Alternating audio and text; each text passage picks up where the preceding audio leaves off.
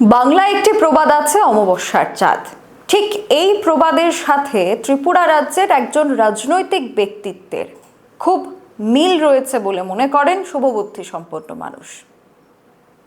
ত্রিপুরার দুটি লোকসভা আসন, সেই দুটি লোকসভা আসন থেকেই পদ্মফুল চিহ্নে জয়ী হয়েছেন দুই সাংসদ। একটি আসন এসটি সংরক্ষিত।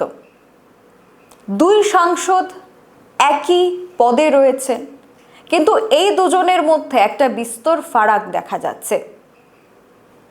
কি সেই পরিবর্তন বা কি সেই ফারাক?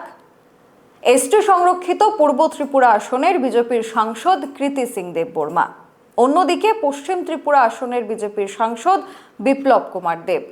কিন্তু দুই সাংসদের আচার ব্যবহারে এই বিরাট ফারাক দেখে ভোটাররাই অসন্তুষ্ট।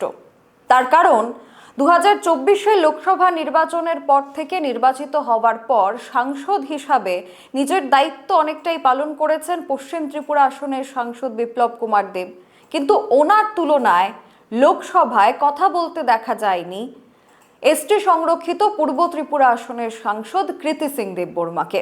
শুধু তাই নয়, ওনার নির্বাচনী এলাকার মানুষের অভিযোগ 2024 লোকসভা নির্বাচনের আগেও যেমন উনি অপরিচিত ছিলেন ওনার নির্বাচনী কেন্দ্রের লোকের কাছে, ঠিক তেমনি 2024 লোকসভা নির্বাচনের পরেও অপরিচিত রয়ে গেছেন পূর্ব ত্রিপুরা আসনের বিজেপি সাংসদ কৃতি সিং দেববর্মা।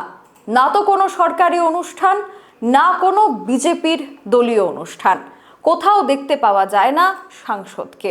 দিল্লি গিয়ে বসে থাকেন তিনি, এমনই বিস্তর অভিযোগ সূত্র মারফত পাওয়া যাচ্ছে।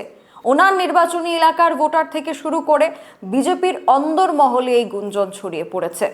তবে হঠাৎ করেই অমিত শাহের আগমনে টনক নড়ল সাংসদ কৃতি সিং দেববর্মার। হাজির হলেন অমিত শাহের সাথে একই মঞ্চে। কিন্তু ওনার নির্বাচনী কেন্দ্রের মানুষের সাথে কতটা সম্পর্ক রয়েছে ওনার, এই নিয়ে যথেষ্ট সন্দেহ রয়েছে। 2024 লোকসভা নির্বাচন ত্রিপুরায় পশ্চিম ত্রিপুরা আসন থেকে লড়াই করেছেন বিপ্লব কুমার দেব, জয়ী হয়েছেন বিজেপির টিকিটে। ঠিক একইভাবে বিজেপির টিকিটে জয়ী হয়েছেন এসটি সংরক্ষিত পূর্ব ত্রিপুরা আসন থেকে বিজেপি প্রার্থী কৃতি দেবী দেববর্মন। কিন্তু ফারাক হচ্ছে প্রায় 4,86,819 ভোটের ব্যবধানে জয়যুক্ত হলেও নিজের নির্বাচনী কেন্দ্রে দেখা পাওয়া যায় না সাংসদ কৃতি সিং দেববর্মার, এমনটাই অভিযোগ করছেন সবাই। এখনকার মতো এই রিপোর্টে এখানেই বিদায় নিচ্ছি। পরবর্তী গুরুত্বপূর্ণ আপডেটস দেখতে চোখ রাখুন সোশ্যাল বাংলার পর্দায়। নমস্কার।